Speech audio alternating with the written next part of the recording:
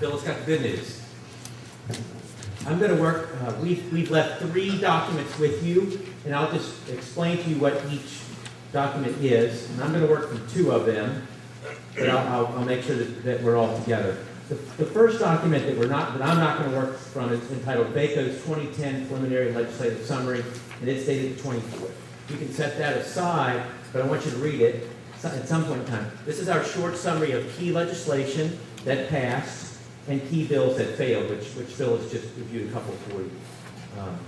I'm going to talk about budget items, so that leaves us with 2 additional documents. I'm going to begin with the one that's dated March 29th.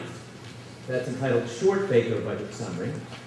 And then I'm going to move to the one that's dated today, Friday, April the 16th.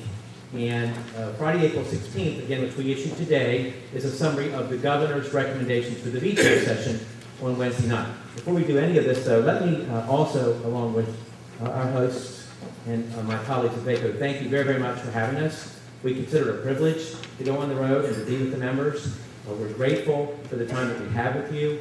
And as our fearless leader Jim said, this isn't our meeting, it's your meeting to tell us what we collectively need to do better as local government representatives in Richmond to serve you all. Really, we want to listen and respond. And while a lot of times these meetings become a recap of the past session, which is normal and useful and important, as Jim also said, we also want to think ahead about how we can improve our legislative program and our relationship with the General Assembly.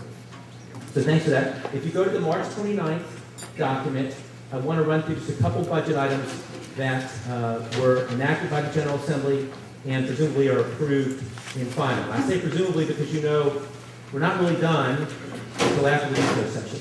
If you go down under the highlights of House Bill 30, and again I'm on the March 29th document entitled Short VACo Budget Summary, car tax reimbursements. You'll recall that Governor Kane had basically eliminated the car tax reimbursement in his proposed budget in December, and replaced that with a new income tax surcharge. The General Assembly rejected the income tax surcharge, and when they rejected the income tax surcharge, it meant they had to replace the car tax funding, which was $1.9 billion for the next budget.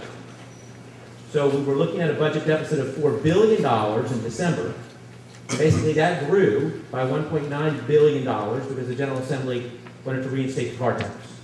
So that's why we include car tax in the front, because the General Assembly had to put that $950,000 a year, or $1.9 billion back in the budget, which they did. State reduction to aid and localities. You'll recall that in FY 9 and 10, Governor Kane and the General Assembly instituted, it has different names wherever you go around the state, flexible local budget reductions, across the board local budget reductions, aid to local government budget reductions. Anyway, Governor Kane had set a target of $50 million a year collectively that all local governments in aggregate would pay back to the state. Some of you have called this local aid to the state.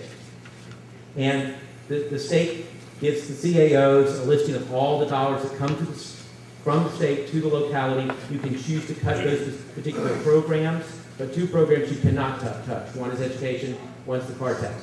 Or you can just simply write a check for your dollar amount back to the state. Well, the General Assembly re-upped this program, but they re-upped it by an additional 20%. So local governments are on the hook for $60 million each year in 11 and 12 in additional budget cuts, additional to what we're going to talk about tonight. K through 12. I think everyone understands what happened with the composite index, so I'm not going to really talk about that unless there are questions about that. If you remember, Governor Kane froze the composite index in the last biennium. The General Assembly unfroze it to help those who otherwise would have been hurt, but the General Assembly also included money for a hold harmless, so everybody benefits. The key point of the K through 12 is that local governments are looking at a 9% reduction, for FY11 compared to FY10 in state funding for public education. And I know I've already talked to a couple of you who are very concerned about public education funding. 9% statewide aggregate reduction when you compare next year to the current year in state dollars. And any way you slice that hurts. That hurts. But it could have been worse. It could have been much worse.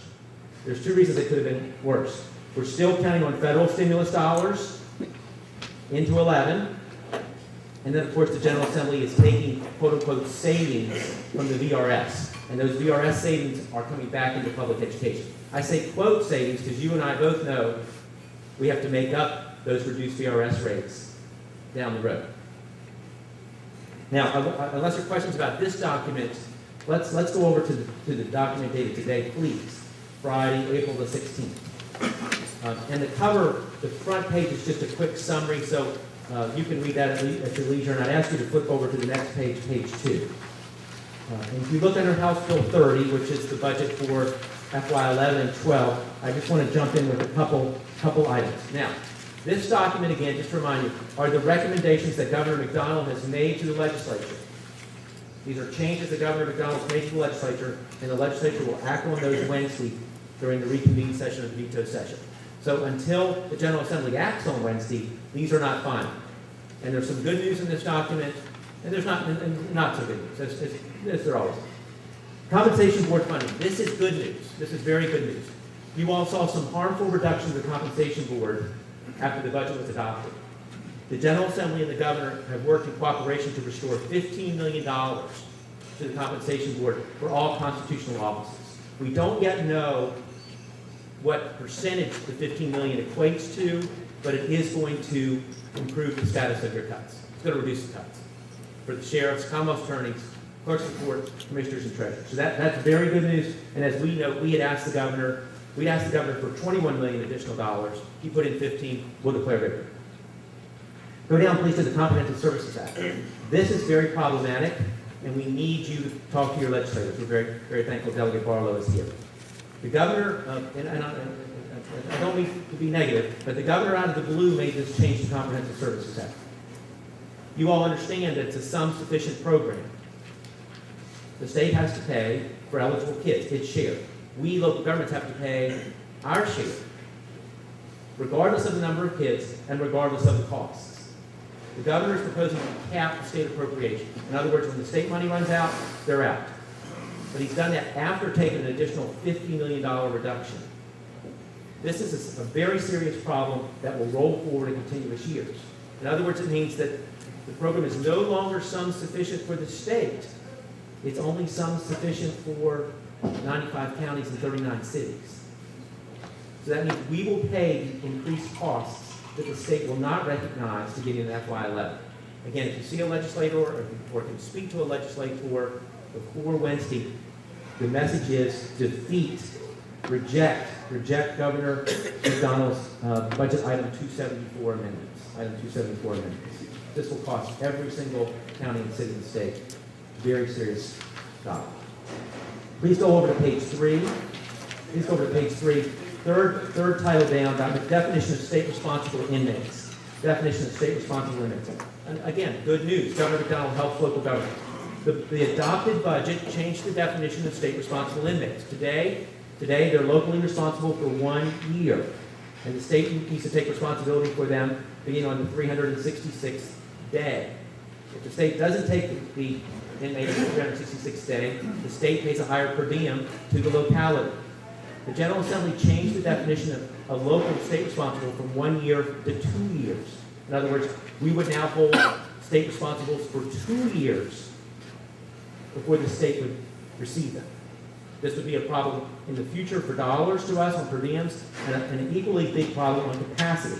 If you simply don't have a place to hold your local people because you're holding state people, you've got a very serious problem. Governor McDonald rejected that language.